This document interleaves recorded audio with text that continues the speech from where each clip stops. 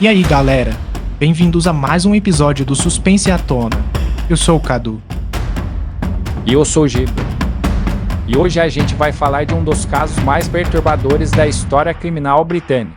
Um caso que chocou não apenas a Inglaterra, mas o mundo inteiro. Preparem-se porque essa história ela não tem nada de comum. Não é sobre um assassino solitário, é sobre dois. Uma dupla que transformou o amor em algo absolutamente monstruoso. Ian Brady e Mira Hindley.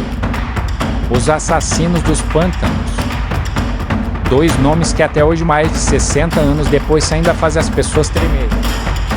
Entre 1963 e 1965, esse casal matou 5 crianças.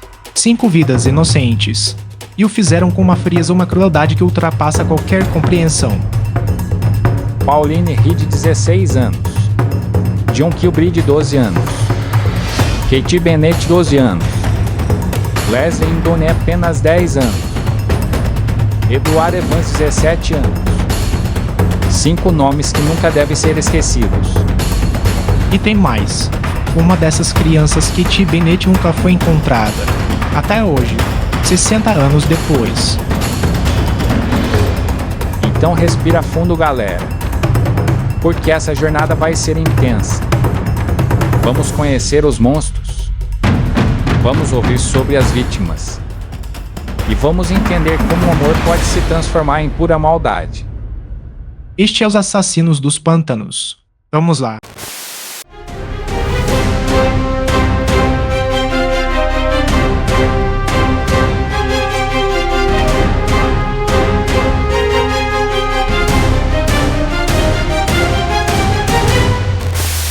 O Encontro do Mal. Tudo começou em janeiro de 1961, em Manchester, Inglaterra. Uma cidade industrial cheia de fábricas de fumaça e de vidas comuns. Mira Hindley tinha 18 anos. Ela trabalhava como datilógrafa numa empresa de distribuição química chamada Milward's Merchandising. Mira não teve uma infância fácil. Nascida em julho de 1942, ela cresceu numa área pobre de Manchester. O pai dela era alcoólatra e violento. Ela dormia num quarto minúsculo numa cama de solteiro ao lado da cama dos pais. A casa era em péssimas condições. E a violência era constante. Então Mira cresceu aprendendo que violência era normal. Que era a forma de resolver problemas. Mas externamente ela parecia uma garota comum.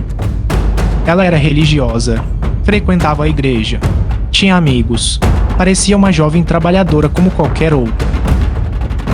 Até que em janeiro de 1960 um novo funcionário chegou na Milward's. Ian Brady. Ian Brady tinha 23 anos. Nascido em Glasgow, Escócia, ele teve uma infância ainda mais conturbada. A mãe dele, Maggie Stewart, era garçonete e mãe solteira. Ela não tinha condições de criar uma criança sozinha. Então ela entregou Ian para ser criado por outro casal, John e Mary Swan. Imagina, ser rejeitado pela própria mãe logo no início da vida. Ian cresceu sabendo que tinha sido abandonado. Isso criou nele um vazio emocional gigantesco. Uma raiva profunda. E desde criança ele demonstrava sinais perturbadores. Ele torturava e matava animais. Uma vez ele colocou fogo num cachorro. Ele também atacava outras crianças. Era violento e agressivo. Mas na escola ele se mantinha isolado. Quieto. Quando adolescente, Ian começou a se interessar por coisas muito sombrias. Ele lia obsessivamente sobre nazismo. Tinha uma biblioteca inteira de literatura nazista. Ele estudava os crimes de guerra. As atrocidades. E em vez de sentir horror, ele sentia fascínio. Ian também era obcecado pelo Marquês de Sade, o escritor francês cujo nome deu origem ao termo sadismo. Ele estudava técnicas de tortura. Lia sobre controle e dominação. E fantasiava sobre causar dor e sofrimento. Então, quando Ian chegou na Milward's em 1961, ele era uma bomba relógio pronta para explodir. Só faltava o gatilho. E Mira Hindley ser esse gatilho. Mira viu Ian no primeiro dia e ficou completamente obcecada. Ela achou ele misterioso, diferente e fascinante. Ela escreveu no diário dela: espero que ele goste de gordas. Penso nele o dia inteiro. Ela estava apaixonada. Mas Ian a ignorou por meses. Ele mal olhava para ela. Até que finalmente, em dezembro de 1961, ele convidou ela para sair. E sabe para onde ele levou ela no primeiro encontro? Pro cinema. Ver um filme sobre os julgamentos de Nuremberg. Um filme sobre crimes de guerra nazistas. Esse foi o primeiro encontro deles. E Mira, em vez de achar estranho, ficou ainda mais fascinada. Ian começou a moldar Mira sua imagem. Ele emprestava livros para ela sobre nazismo, sobre o Marquês de Sade, sobre atrocidades. Ele a convenceu a mudar completamente a aparência. Mira descoloriu o cabelo para loiro platinado. Começou a usar batom vermelho escuro, tentando parecer com o ideal ariano nazista. Ela abandonou a igreja, abandonou os amigos, abandonou a família. Tudo que importava agora era Ian. Ian começou a introduzir Mira no mundo dele, primeiro com pornografia. Ele fotografava ela em posições obscenas e vendia as fotos. Depois ele começou a falar sobre suas fantasias mais sombrias, sobre controle total, sobre poder absoluto, sobre assassinato. E Mira, completamente sob o controle psicológico dele, completamente apaixonada, simplesmente concordou. Ela diria depois que ele a forçou, que ela era vítima dele. Mas as evidências mostram algo diferente. Ela era participante ativa. Ela é a cúmplice voluntária. E em julho de 1963 eles decidiram transformar as fantasias em realidade. As vítimas. 12 de julho de 1963. Uma noite de verão em Gorton, Manchester. Pauline Reed, 16 anos, estava a caminho de um baile. Ela usava um vestido de festa e um casaco azul. Estava empolgada, feliz. Pauline conhecia Mira Hindley. Mira era a vizinha dela. Então, quando Mira parou o carro e ofereceu carona a Pauline, não pensou duas vezes. Mira disse que tinha perdido uma luva cara no pântano de Sedorf. Perguntou se Pauline podia ajudar a procurar. Era um pedido simples e inofensivo. Mas era uma armadilha. Ian Brad estava esperando no pântano. E quando Pauline saiu do carro para ajudar a procurar a luva, ele atacou. Pauline foi abusada, estrangulada, espancada. Brad bateu na cabeça dela com uma pá e depois cortou a garganta dela quase até decapitá-la. E Mira ficou ali assistindo, sem fazer nada, sem ajudar, sem gritar. Ela era isca e ela sabia exatamente o que estava fazendo. Eles enterraram Pauline ali mesmo no pântano, ainda vestindo o vestido de festa e o casaco azul. Ela nunca chegou ao baile. E o corpo de Pauline não seria encontrado por 24 anos. Sua família passou mais de 2 décadas sem saber o que tinha acontecido com ela. Mas Brad e Hindley não pararam. Em novembro de 1963, apenas 4 meses depois, eles atacaram novamente. John Kilbride, 12 anos. Um menino doce e inocente. Ele estava no mercado quando Mira o abordou. Mesma estratégia. Mira fingiu precisar de ajuda. Ofereceu carona. E John, confiando numa mulher adulta, aceitou. Eles o levaram pro pântano. John foi abusado. Então Brad tentou cortar a garganta dele com uma faca. Mas a faca era cega. Não funcionou. Então Brad usou um pedaço de barbante para estrangular o menino. Brad depois alegou que usou as próprias mãos. E depois, num ato de pura maldade, Brad tirou fotos de Mira em pé exatamente em cima do túmulo de John, como um troféu. Essas fotos depois ajudariam a polícia a encontrar o corpo. Mas isso só aconteceria anos mais tarde. Houve um intervalo de alguns meses. Mas em junho de 1964 eles atacaram pela terceira vez. Katie Bennett, 12 anos. um menino alegre que adorava trens. No dia 16 de junho de 1964, ele saiu de casa para visitar a avó. A casa da avó ficava perto. Era uma caminhada de poucos minutos. Katie tinha feito esse caminho centenas de vezes. Mas naquele dia Mira e Ian estavam caçando. Eles pararam o carro e pediram ajuda para carregar umas caixas e Katie, sendo um menino educado, concordou. Eles o levaram para o pântano de Sedorf. E lá, longe de qualquer testemunha, longe de qualquer ajuda, Katie foi abusado e assassinado. E aqui vem a parte mais dolorosa dessa história. O corpo de Katie Bennett nunca foi encontrado. Nunca. Até hoje. 60 anos depois. Sua mãe, Winnie Johnson, passou o resto da vida procurando pelo filho. Ela escreveu centenas de cartas para Brad e Hindley implorando que dissessem onde Katie estava. Ela visitou o pântano inúmeras vezes sozinha com uma pá cavando. Winnie morreu em 2012 sem nunca ter encontrado seu filho. Sem nunca ter podido dar a ele um enterro digno. E Brad se recusou a dizer onde Katie estava. Até o dia da morte dele em 2017 ele manteve esse segredo, como forma de controle, como forma de torturar a família mesmo da prisão. Mas voltando a 1964.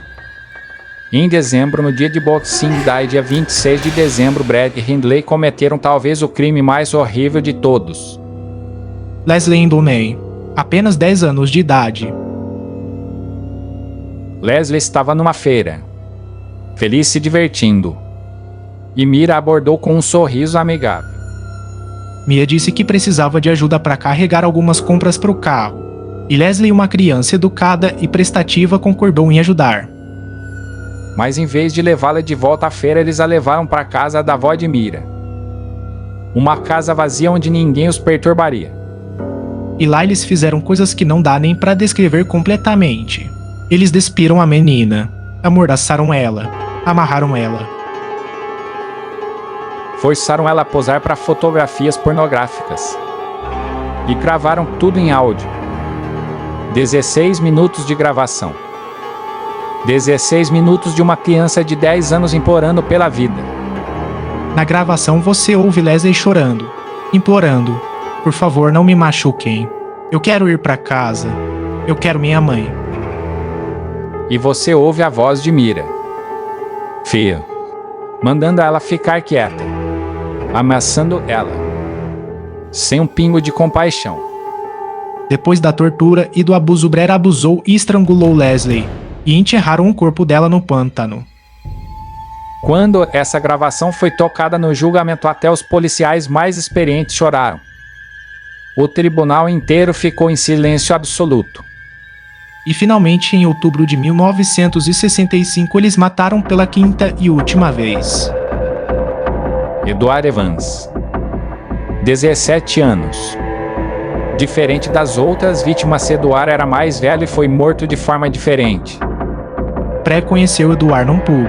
Convidou ele para ir na casa dele. E quando Edward chegou, Brad atacou com um machado. Ele bateu no Edward com o machado mais de 14 vezes. A violência foi tão extrema que sangue espirrou nas paredes e no teto. E depois, para acelerar a morte, Brad estrangulou Edward com um fio elétrico. Mas dessa vez eles cometeram um erro fatal. Tinha uma testemunha. A descoberta é a prisão. David Smith, 17 anos, cunhado de Mira, casado com a irmã mais nova dela, Maureen. Brad tinha cultivado uma amizade com David. Ele achava que podia impressionar o garoto. Mostrar o quanto era poderoso. Então, naquela noite de 6 de outubro de 1965, Brad convidou David para ir na casa dele. Disse que ia mostrar algo interessante. Mira foi buscar David. Disse para ele esperar do lado de fora que ela faria um sinal quando estivesse na hora de entrar. David esperou. Então viu a luz piscar. Bateu na porta. Brad abriu e o convidou para entrar. Brad disse algo sobre garrafas de vinho em miniatura e foi buscar na outra sala. David ficou esperando na cozinha. Então ele ouviu um grito. Um grito agudo como de uma mulher, e depois mais gritos, um atrás do outro. David ouviu Mira gritar: Dave, ajuda ele. Ele correu para a sala. A cena que David viu o assombraria pelo resto da vida. Edward Evans estava no sofá. A cabeça e os ombros no assento, as pernas no chão. E Ian Brad estava em pé sob ele com um machado. Brad estava batendo nele repetidamente, e a cada golpe sangue espirrava, nas paredes, no teto, em todos os lugares. David ficou paralisado de terror. E Mira estava assistindo tranquila como se fosse algo normal. Quando Brad finalmente parou, ele olhou para David e disse com a maior naturalidade: isso normalmente leva mais tempo. David ajudou a limpar a cena do crime. Ajudou a colocar o corpo num saco plástico. Tudo em estado de choque absoluto. Brad achava que tinha impressionado David, e agora eles eram parceiros, que David seria cúmplice. Mas quando David finalmente conseguiu sair daquela casa, quando voltou para Maureen, ele estava tremendo. Em pânico. Vomitando. Maureen queria chamar a polícia imediatamente, mas David tinha medo. Medo de que Brad viesse atrás dele. Medo de não ser acreditado. Eles passaram a noite inteira acordados. Com medo.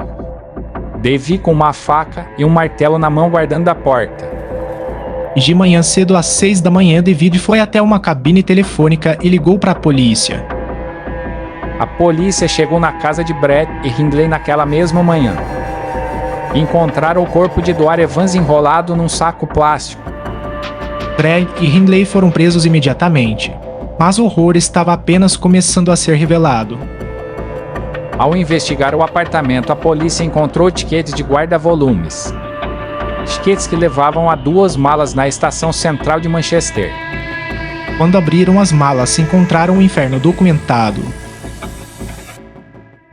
Fotografias de Leslie Donnelly nua amordaçada amarrada. Fotografias pornográficas de uma criança de 10 anos sendo torturada. E a fita de áudio, 16 minutos de tortura, com as vozes de Brad e Hindley claramente audíveis. Havia também um caderno com o nome de John Kilbride. E fotografias de Mira em locais desolados que se revelaram ser o pântano de Sedogorfi. A polícia começou a escavar o pântano, e em outubro de 1965 encontraram o corpo de Leslie Donnelly. O bracinho dela estava saindo do chão. Usando as fotografias como que eles também encontraram o corpo de John Kilbride. Exatamente onde Mira tinha posado para a foto sobre o túmulo. Mas os corpos de Pauline Reed e Katie Bennett não foram encontrados. Ainda não. Isso só aconteceria décadas depois ou nunca. O julgamento e as consequências. O julgamento começou em 27 de abril de 1966.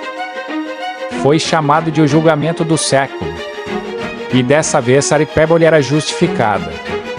Mais de 150 jornalistas compareceram. Autores, repórteres de todo o mundo. 300 policiais extras foram destacados para controlar as multidões. Do lado de fora do tribunal, multidões gritavam. Queriam justiça. Queriam vingança. O ódio contra Brad e Hindley era palpável. Brad foi acusado de 3 homicídios de John Kilbride, Leslie Donnelly e Edward Evans. Hindley foi acusada de 2 homicídios e de ser cúmplice no terceiro. Durante o julgamento, Brad e Hindley tentaram jogar a culpa em David Smith. Disseram que ele era o verdadeiro assassino. Que eles eram inocentes. Mas as evidências contra eles eram esmagadoras. As fotografias, a fita de áudio, os corpos no pântano, tudo apontava para eles. O momento mais impactante do julgamento foi quando a fita de Leslie Donnelly foi tocada. 16 minutos. O tribunal inteiro ficou em silêncio. Pessoas choravam. Policiais experientes tinham lágrimas nos olhos. Era impossível ouvir aquilo e não sentir horror absoluto. Hindley alegou que foi forçada.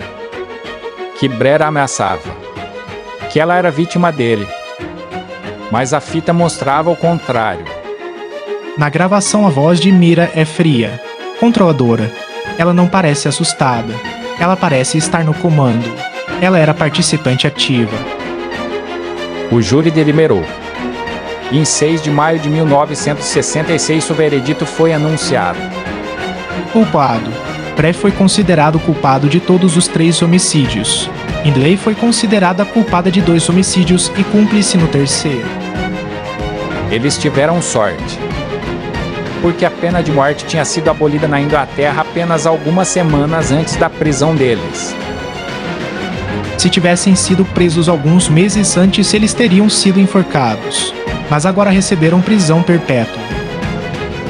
E lá começou uma outra saga. Décadas de manipulação, de tentativas de liberdade e de tormento contínuo para as famílias das vítimas. Em 1985, quase 20 anos depois, Brett finalmente confessou os assassinatos de Pauline Reed e Katie Bennett. A investigação foi reaberta. Em 1986 e 1987, Brett e Hindley foram levados de volta ao pântano para tentar lembrar onde tinham enterrado as vítimas. Hindley foi 2 vezes, Brett uma vez, e depois de buscas extensivas encontraram o corpo de Pauline Reed. 24 anos depois, Pauline ainda estava vestindo o vestido de festa e o casaco azul. A roupa que ela usava quando ia pro baile que nunca chegou. Mas Katie Bennett, apesar de todas as buscas, apesar de Brett e Hindley apontarem áreas que Katie nunca foi encontrado. Mira Hindley passou décadas na prisão tentando conseguir liberdade condicional. Ela alegava estar arrependida. Alegava ter mudado. Ela até teve um caso amoroso com uma guarda da prisão. Tentou escapar em 1973 e manipulou a mídia repetidamente. Mas nunca foi libertada. Ela morreu na prisão em 15 de novembro de 2002 aos 60 anos de bronquite e insuficiência cardíaca. E Ian Brett foi transferido para um hospital psiquiátrico de segurança máxima em 1985. Ele passou os últimos anos da vida declarando que queria morrer. Fez greve de fome várias vezes, mas foi alimentado à força. Brett escreveu um livro chamado The Gates of Janus analisando assassinos em série. O livro causou indignação no Reino Unido. E até o fim, até seu último suspiro, Brett se recusou a dizer onde Katie Bennett estava enterrado. Ele morreu em 15 de maio de 2017 aos 79 anos, e levou o segredo para a tumba. Pouco antes de morrer, ele deu 2 malas trancadas ao advogado dele. Até hoje, essas malas nunca foram abertas. Será que contém pistas sobre a localização de Katie? Ninguém sabe, e talvez nunca saibamos. O legado de Winnie Johnson. Mas a verdadeira heroína dessa história trágica é Winnie Johnson, a mãe de Katie Bennett. Winnie nunca desistiu, nunca parou de procurar. Durante 48 anos ela lutou para encontrar seu filho. Ela escreveu centenas de cartas para Brett e Hindley. Cartas educadas humildes implorando por ajuda. Uma das cartas dizia: "Eu sou uma mulher simples. Trabalho nas cozinhas do Hospital Christie. Me levou 5 semanas para escrever esta carta. Por favor, ajude-me a encontrar meu filho." Mas Brett e Hindley nunca responderam com informações úteis. Eles usavam o conhecimento sobre Katie como forma de poder, como forma de torturar Winnie. Winnie visitou o pântano de Cedorf inúmeras vezes, sozinha, com uma pá, cavando, procurando, esperando encontrar algum sinal do filho. Ela transformou a casa dela num santuário para Katie. Mantinha os óculos dele, fotografias, cartas, poemas, hinos escritos por pessoas que apoiavam a busca. Winnie já tinha planejado o funeral de Katie caso o corpo fosse encontrado. Queria um caixão de vidro puxado por cavalos, o túmulo coberto de rosas. Ela dizia: se encontrar em Katie, eu quero olhar para ele antes de ser movido. Quero trazê-lo para casa. Mas isso nunca aconteceu. Em 18 de agosto de 2012, Winnie Johnson morreu de câncer. aos 78 anos. Ela morreu sem nunca ter encontrado Katie, sem nunca ter dado a ele um enterro cristão, sem nunca ter tido closure. E 5 anos depois Brad morreu também, levando o segredo com ele. Winnie nem teve a satisfação de vê-lo morrer antes dela. No pântano de Sedogorfi há uma placa em memória de Winnie e Katie. A inscrição diz para Winnie e Katie que ambos descansem em paz. Katie voltará para casa. Mas Katie ainda não voltou, até hoje. Em 2025, 61 anos depois, Katie Bennett continua perdido. Em 2022 houve uma nova esperança. Um autor chamado Russell Edouard alegou ter encontrado restos humanos no pântano. A polícia investigou. Especialistas foram ao local. A família de Katie ficou esperançosa. Mas depois de análises concluíram que não eram restos humanos. Era apenas material vegetal. Mais uma decepção. Mais uma esperança destruída. A busca continua, mas as chances ficam cada vez menores. Então, galera, o caso dos assassinos dos pântanos nos ensina várias lições terríveis. Primeiro, que o mal pode vir em dupla. Que 2 pessoas juntas podem cometer atrocidades que talvez nunca cometessem sozinhas. Brad sozinho talvez nunca tivesse conseguido atrair essas crianças. Mira sozinha talvez nunca tivesse tido coragem de matar. Mas juntos eles criaram uma sinergia do mal, um alimentando a escuridão do outro, até que não havia mais limites. Segundo, que devemos sempre desconfiar quando adultos pedem ajuda para crianças. As vítimas de Brad Hindley eram educadas prestativas. Isso foi usado contra elas. Ensinem as crianças que tá tudo bem dizer não para adultos. E se um adulto precisa de ajuda, ele deve pedir para outro adulto, não para uma criança. E terceiro, nunca subestimem o poder do amor materno. Winnie Johnson lutou por 48 anos. Ela nunca desistiu, nunca parou de procurar, mesmo quando todos diziam que era impossível, mesmo quando a esperança parecia perdida. O caso dos assassinos dos pântanos permanece um dos mais chocantes da história criminal. Não apenas pela brutalidade, mas pela frieza, pelo planejamento, pela falta total de remorso. 5 vidas inocentes. Pauline, John, Katie, Leslie Ann, Edward, que nunca sejam esquecidos. E que a busca por Katie Bennett continue. Que um dia de alguma forma ele seja encontrado. E possa finalmente descansar em paz ao lado de sua mãe. Se você gostou desse episódio, por favor, deixe uma avaliação de 5 estrelas. Compartilhe com os amigos. Isso ajuda muito o podcast a crescer. E nos sigam nas redes sociais. Sempre postamos conteúdo extra sobre os casos. Se você tem sugestões de casos pra gente cobrir, deixa nos comentários. A gente lê todos e leva em consideração. E lembrem-se, galera, o mal não tem sempre a cara que esperamos. Até o próximo episódio do Suspense à Tona. E mantenham os olhos abertos. Tchau, galera. E que Katie Bennett um dia finalmente volte pra casa.